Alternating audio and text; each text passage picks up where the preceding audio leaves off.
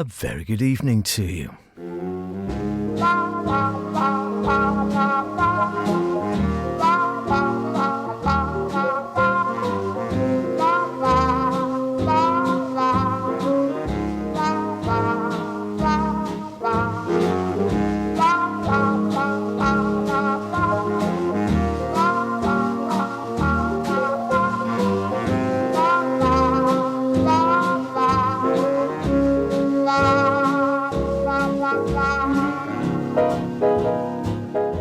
And welcome along once again to Sweet and Swing here on Max Radio.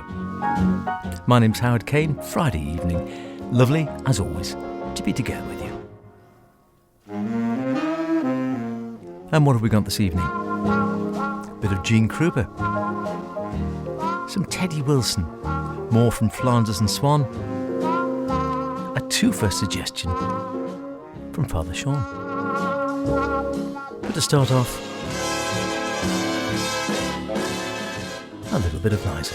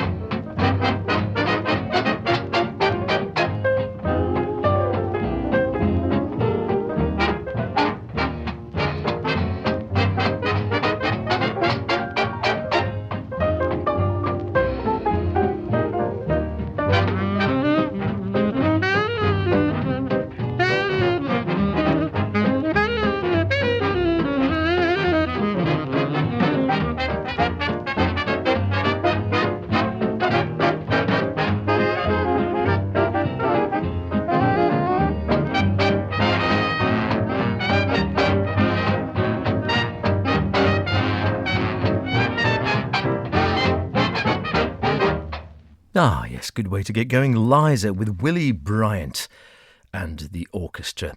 Who he? Well, one of our, cross the Atlantic bands. One of the great swing bands, or one of the great swing bands you've never heard. Who knows? You might be a big Willie Bryant fan. But across the Atlantic stateside, yes, he was fairly well known, but maybe not an everyday name. Certainly I don't think he was this side of the Atlantic. In any case, born in Chicago, home of so many great jazzmen, and if you've never been, by the way, it's well worth a visit, the old windy city. Lovely place. It is genuinely windy, I think, at times. Beautiful river going through the middle there you can take a boat cruise on, and some very good jazz clubs. It has to be said. Andy's, I thought, was a very nice, great big band I saw there a while back. And the green door, the green room, I'm trying to think of the name of it now. It's one a little bit out of town, which has got a great 30s Art Deco vibe. And that was great fun. I really enjoyed that. Very nice indeed. I wouldn't mind getting back at some stage to sample a bit more Chicago and jazz. And certainly going back in the day in the 20s and 30s, it was a hotbed of jazz impresarios and talent coming through, the same way that perhaps New York, maybe now more East Side, is taking that role on the jazz front. But yeah, Willie was born in Chicago and took trumpet lessons in his early years. Didn't have a great deal of joy on the trumpet, has to be said. His first job in entertainment was dancing in the Whitman Sisters show in 1926, and then he worked in vaudeville for several years. And then in the 30s, he appeared in the show Chocolate Review with none less personage than Bessie Smith, Queen of the Blues. Fantastic. What a voice she had. Would have been worth seeing her live. And I think she was another one of those characters where I think she came from nothing, came up to be a megastar, lost everything, not her own fault, and then made it all again. Incredible. Not just a great voice, but an incredible woman as well.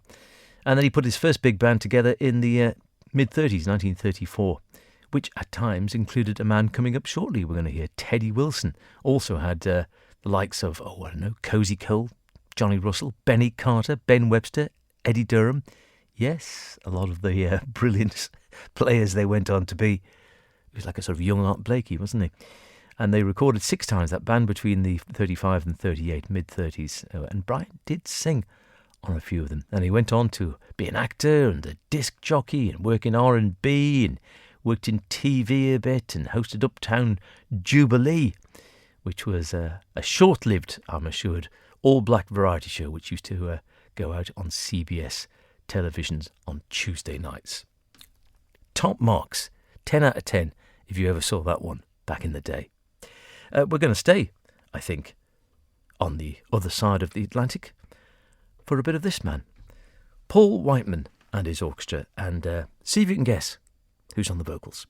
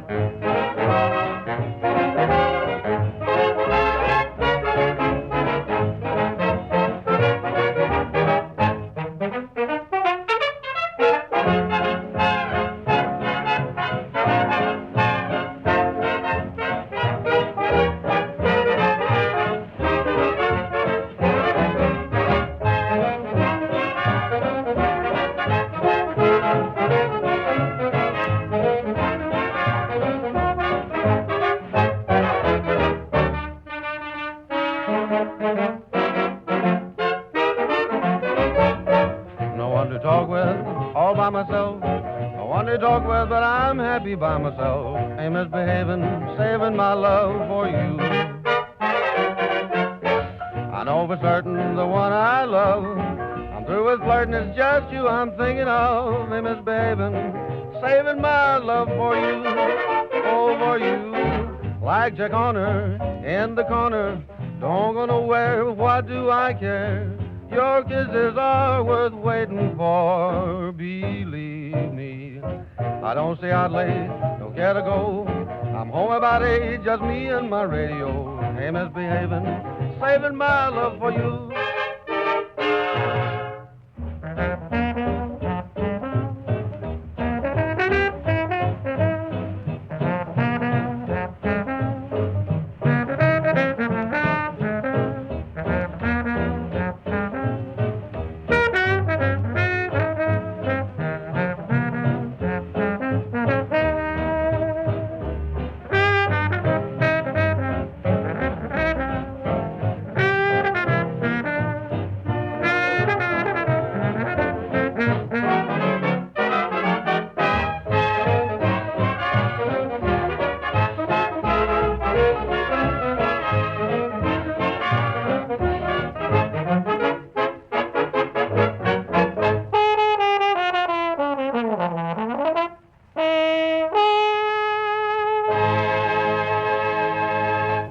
There you go. Did you get it? Did you get that one?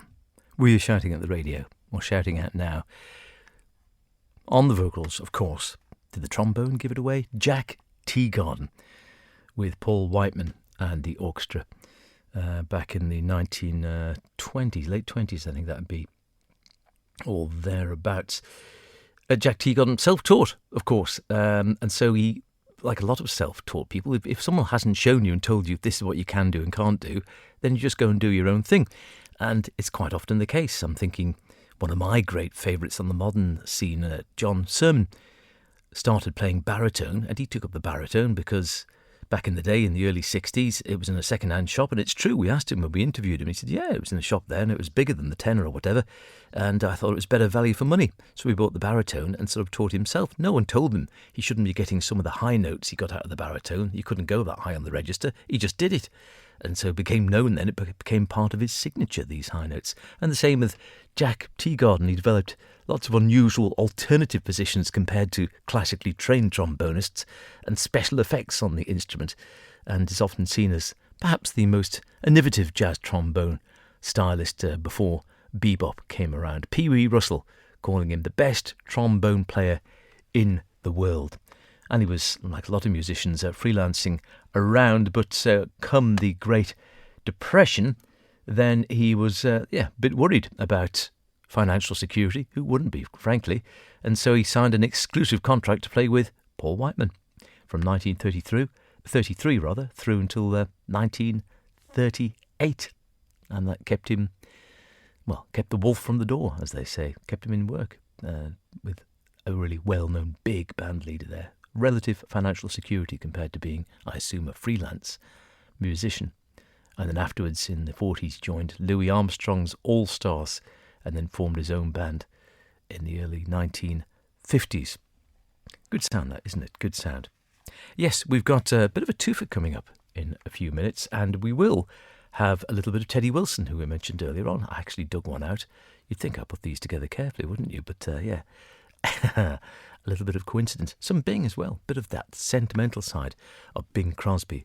But this one's quite sort of sentimental in its own way, I guess. We kept this one in the bag from a few weeks back, Marigold, and that's Eric Parkin playing the piano impressions of Billy Mayle. And here's one called The Harp of the Winds.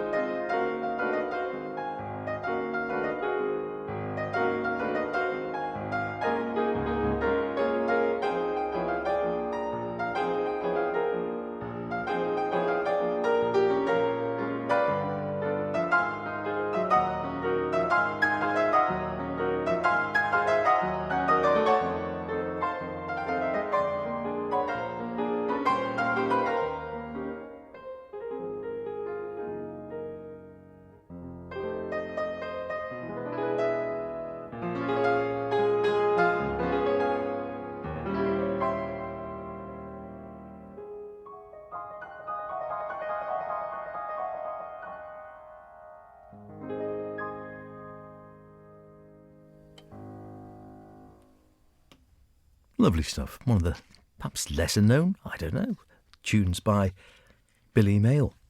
Played there by Eric Parkin. Beautiful touch he's got as well. He's had a lifelong enthusiasm, he says, for British composers of the early 20th century, best known for my playing of John Ireland, but he does lots of other standard repertory as well, and plays Britten and Bliss and Bax and all sorts of other players. Got a nice little classical touch to him, hasn't he? Billy Mayle himself, I was just reading, I didn't know, he was born on Tottenham Court Road. They're all shops now, aren't they? Used to be all electrical shops at one stage. In 1902, started out on violin, but didn't really like it, swapped to the piano at what must have been a fairly tender age, because apparently by the time he was 7, he was giving a recital at the Queen's Hall. Yeah, just makes you a bit sort of, why bother, doesn't it? He swapped instrument and still good enough on his second instrument to be playing at the Queen's Hall whilst he's 7.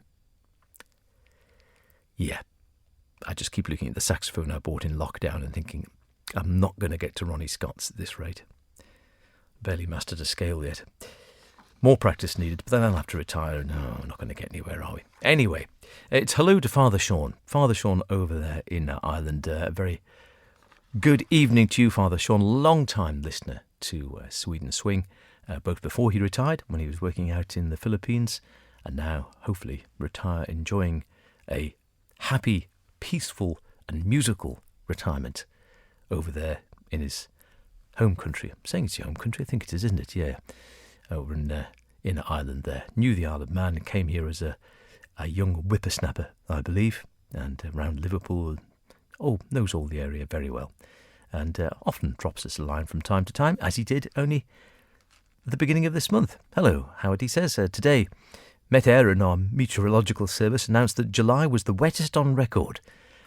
I'm sure it's the same in Northern Ireland. And since both parts of this island send our weather onto yours, it must be the same in the Isle of Man. You're absolutely right. It was. It was the wettest July on record. Apparently sunshine was still fairly well up, but it was the wettest on record. I just knew, Father Sean, I was getting very grumpy earlier in the year thinking, because we had that patch of nice weather, which, it's going to be marvellous when we had, yes, it must have been a good 4 weeks, I'd have thought, of really pretty much wall-to-wall sunshine, starting in mid-May, through TT practice, through TT week, and off the back of TT as well, pretty much sunshine all the way. But of course, the first half of that was the back end of spring rather than summer. Summer being June, July and August, of course. So far in summer, as far as I can see, we've had 2 weeks of sun and then 4 weeks of rain. And here we are now into the 3rd, 4th of August, and it's just raining virtually all the time. I'm told from people who know more about these things than I that it's going to get better later on. Hopefully before the autumn. We'll leave it there, shall we? What does Father Sean go on to say? As they say, he says, it's been a Madame a Butterfly summer. Una bella di, one fine day. Yeah, if you're lucky. Now then, he says, as an idea for a twofer, we like twofers here, 2 songs that came out shortly before World War II are linked by... I'm not going to tell you. I'm going to play them and see if you can think what links them. Should be obvious enough. Right, settle back, get your tea. Here we go. I'm leaning on the lamp. I know I look just like a tramp. Or you may think I'm hanging round to steal a cow. But no, I'm not a crook.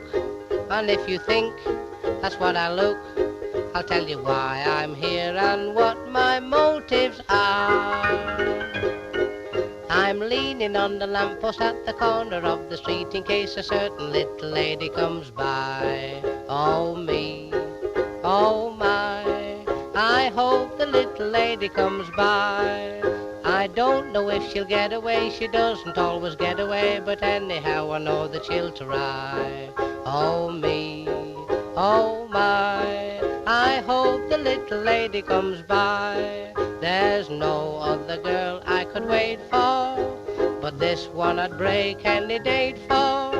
I won't have to ask what she's late for. She wouldn't leave me flat, she's not a girl like that. Oh, she's absolutely beautiful and marvellous and wonderful, and anyone can understand why. I'm leaning on a lamppost at the corner of the street in case a certain little lady passes by. I'm leaning on a lamppost at the corner of the street in case a certain little lady comes by.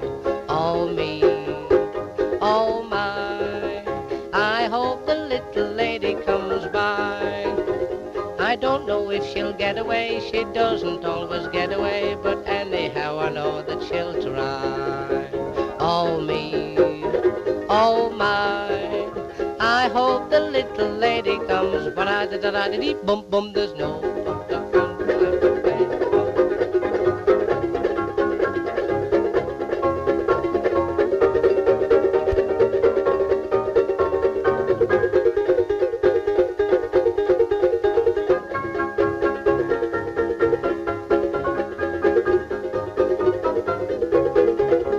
I'm leaning on a lamppost at the corner of the street in case a certain little lady passes by.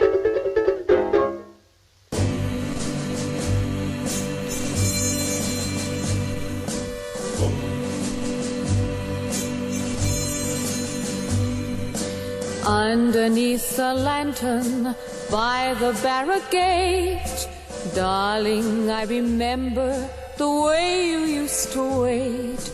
'Twas there that you whispered tenderly that you loved me, you'd always be my lily of the lamplight, my own Lily Marlene. Time would come for roll call, time for us to part.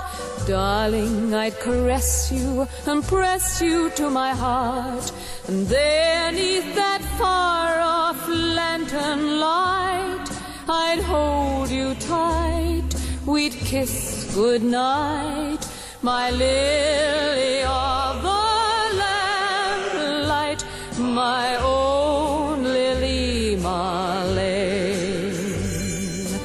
Orders came for sailing somewhere over there, all confined to barracks was more than I could bear. I knew you were waiting in the street, I heard your feet but could not meet, my lily of the lamplight, my own Lily Marlene. Resting in a billet just behind the line, even though we're parted, your lips are close to mine. You wait where that lantern softly gleams, your sweet face seems to haunt my dreams, my lily of the lamplight, my own Lily Marlene, my lily of the lamplight, my own Lily Marlene.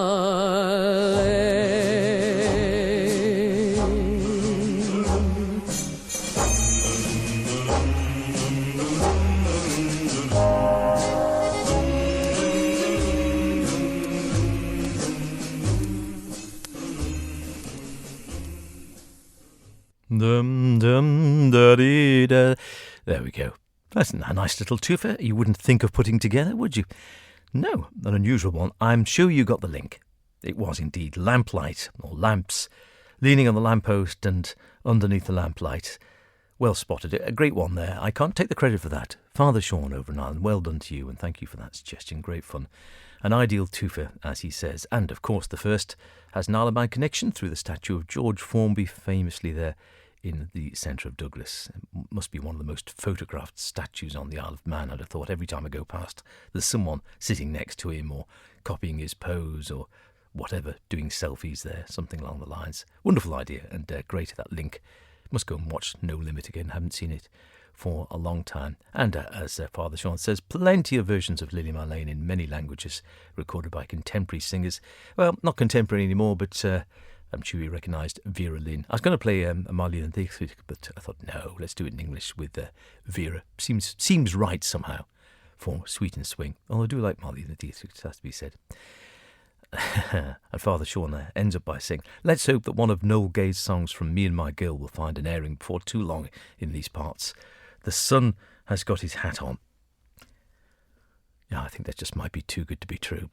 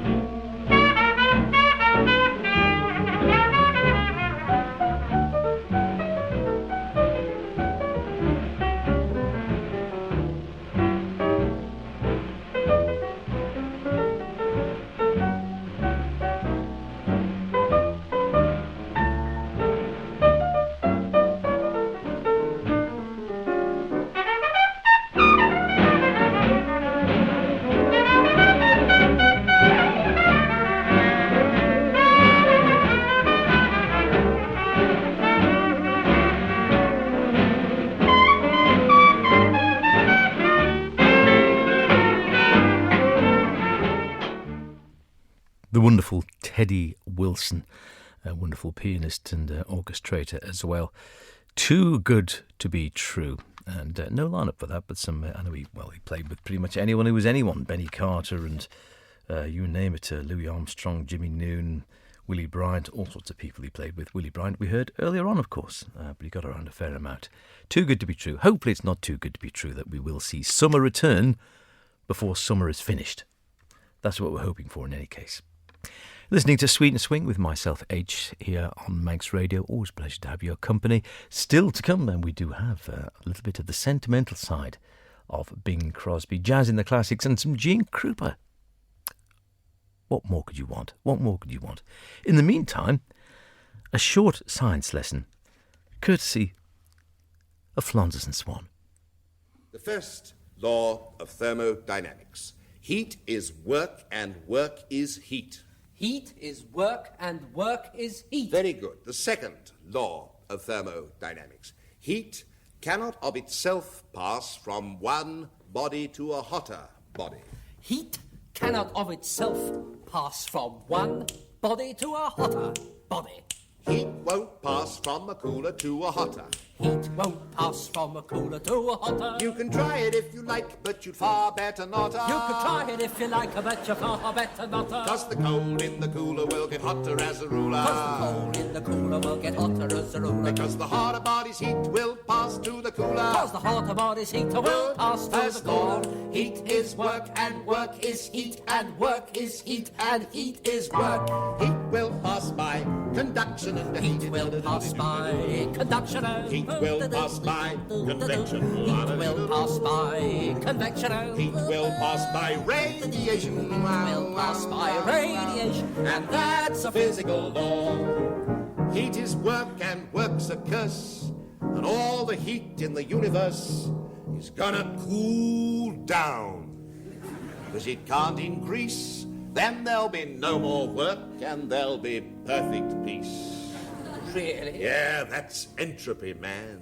And all because of the second law of thermodynamics, which lays down that you can't pass heat from a cooler to a hotter. Try it if you like, you far better not. Cause the cold in the cooler will get hotter as a ruler. Cause the hotter body's heater will pass to the cooler. Oh, you can't Heater will pass pass heat from a cooler to to a a hotter. hotter. You try it if you like, but you'll only look a fool. Cause the cold in the cooler will get hotter as a ruler. That's a physical law. Oh, I'm hot. What? That's because you've been working. Oh, Beatles, nothing. That's the first and second law of thermodynamics.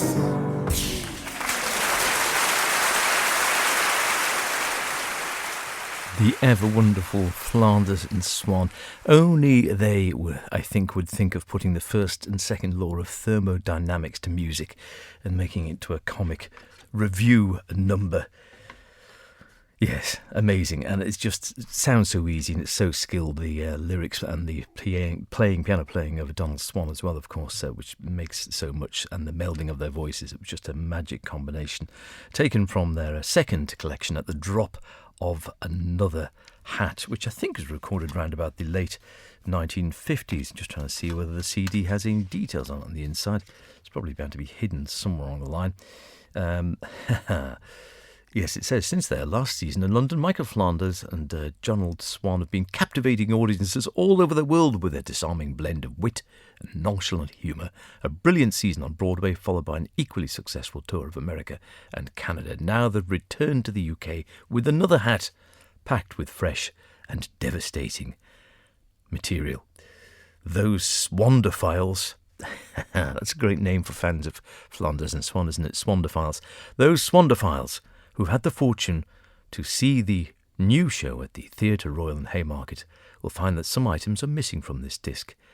I'm afraid they'll have to make do with the bestiary of Flanders and Swann, which contains, amongst other items, the ostrich, the sloth, and the armadillo and wampum. And that's in this boxed collection as well. We'll play one or two from there before we put this boxed set back on the shelf. I've been enjoying those very muchly. Hope you've been enjoying them as well. But we're not going to leave the animal theme, as it happens, because I think last week, if memory serves correct, I said in Jazzing the Classics we would have The Flight of the Bumblebee by Harry James and his orchestra. So, windows closed, bees at the ready. Here they are.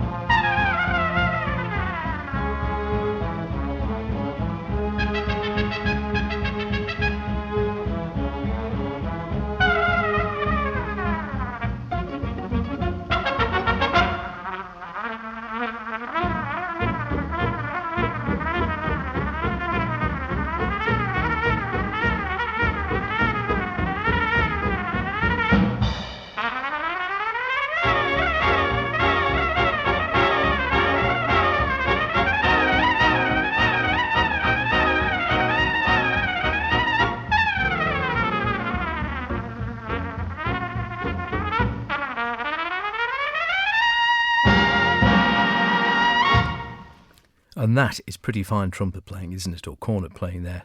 Incredibly nimble fingering, as they say. Harry James on trumpet. It was trumpet, I thought it was, and his orchestra. The Flight of the Bumblebee, of course, Rimsky-Korsakov.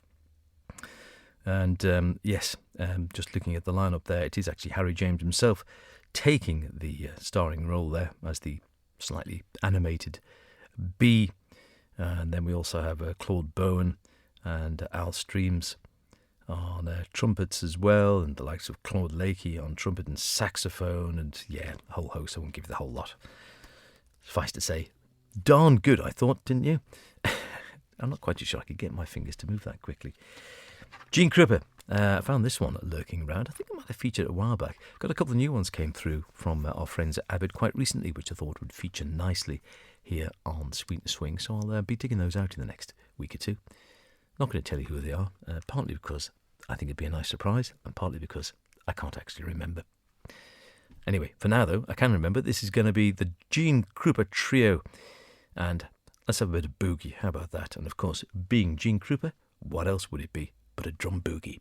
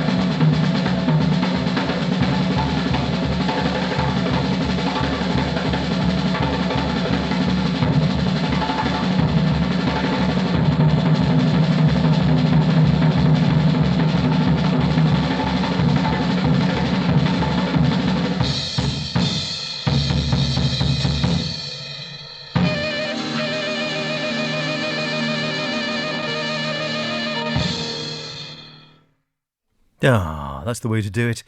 Gene Krupa and his trio from the album The Gene Krupa Trio Collates. And that was a drum boogie. Charlie Ventura on tenor, and sounded like on baritone there as well, surely. Teddy Napoleon at the piano, that's a great name.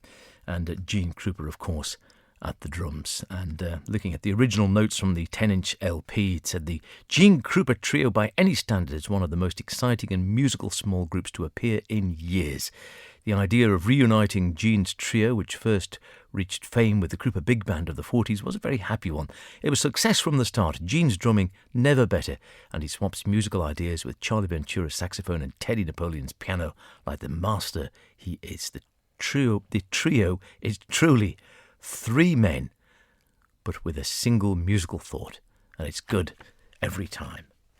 Well, I'm not going to disagree with that. Very good indeed. Enjoyed that one. Bit of Bing. Yes, we played a little bit of this a while back. The world of Bing Crosby on the sentimental side.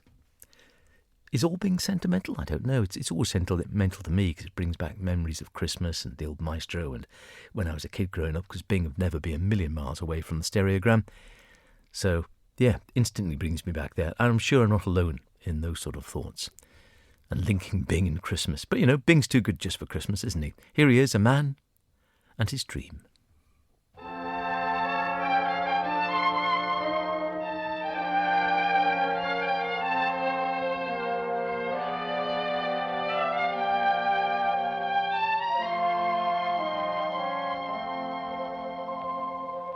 You always stir my imagination. Sometimes it borders on fantasy, and sometimes I find visions flash through my mind, close to reality. Night, a soft guitar, a hidden lane, a moon, and here and there a star for a man and his dream. Night, a cricket's cry, a whispered word, a kiss, and now and then a sigh for a man and his dream. And their eyes, when they meet, seem to say it's sublime, and their hearts proudly beat to a tune that is older than time. Night must fade away, and yet it leaves a love, so all the world will say there's a man and his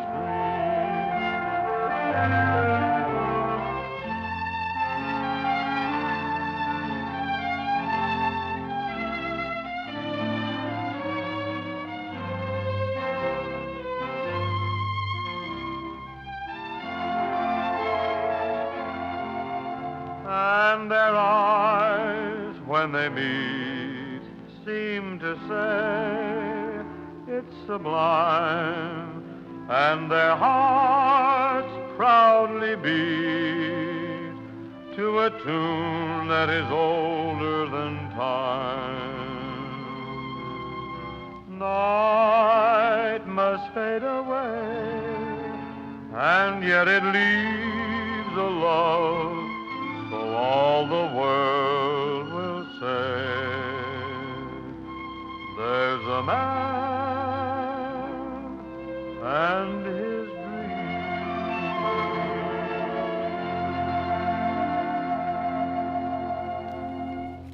Lovely. One of the lesser known Bing Crosby songs. I'm not that familiar with it. A Man and His Dreams. Definitely sentimental, though, on the sentimental side. And always dreamy, Bing, but always dreamy in my mind in any case. Lovely one, that. I'll keep that in the bag, and we'll dig into that one again. The world of Bing Crosby on the sentimental side, with all sorts of one. The Funny Old Hills and East of Heaven and Go Fly a Kite and all sorts. All the ones you might not have heard for a long time, if at all. For every Bing Crosby song that you hear regularly. There's another 10 that very rarely get an airing. I like his early version of I'm an Old Cowhand. Always a goodie. How about some Sid Lipton? He's not been on for a while, have we? Sidney Lipton and his orchestra. You Made Me Care.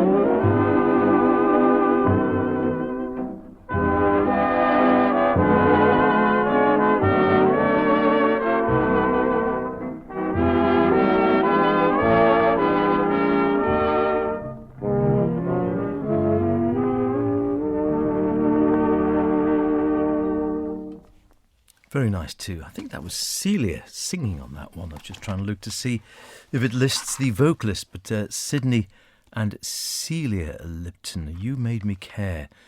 And sometimes they have the notes on some of these, and sometimes they don't, and sometimes the print is so small you can't actually read. Oh, that's right. Good. I'm getting better. It was indeed Celia Lipton. His daughter, of course, went on singing for quite some time. Sid himself, yes, another child prodigy, would you believe? Started on the violin at the age of 7, but then disaster struck. He was hoping to have a career, maybe in the concert hall, but then he folded a deck chair clumsily. Remember those deck chairs? They used to be man traps, didn't they? Or woman traps. And he severed the tip of his left index finger. There was not a lot of money in the family. They couldn't patch it up or whatever. He needed to work. So a concert career out of the question. He started working after school hours in the cinema and theatre orchestras. And at 17 turned professional with the Murray Hedges Quartet at Edinburgh's Palais de Danse. A long way from where he was actually born in the East End of London, but it gave him some good experience. And then they came south to the Regent Ballroom at Brighton, where they played opposite Billy Cotton. And as well as Sidney on violin, they also had the likes of Joe Ferry on trombone and Clem Barnett on piano. And then Cotton went to Southport for a season, and he asked the three of them to join him. But Sid refused to go. He'd been offered the leadership of the local Southport band, which included the pianist Dave Kay, who later went on to work with the Harry Roy's Tiger Ragamuffins. So when the job at Southport eventually ended, Sid returned to London to join Ambrose, for broadcasts and recordings and such like. And Billy Cotton then, being the old softy he was, offered Sid his old job back with no hard feelings in regard to the Southport disagreement, and Sidney Lipton started his recording career proper for Cotton's London Savannah Band at the Astoria Ballroom in Charing Cross Road. And in 1928 he stayed with Cotton when the band went into Ciro's Club. But then he thought there was too much touring involved, especially for a married man as he was then with a young daughter, Celia, not knowing, of course, that a short time later she would, of course, be singing with him. Funny old thing, life, isn't it?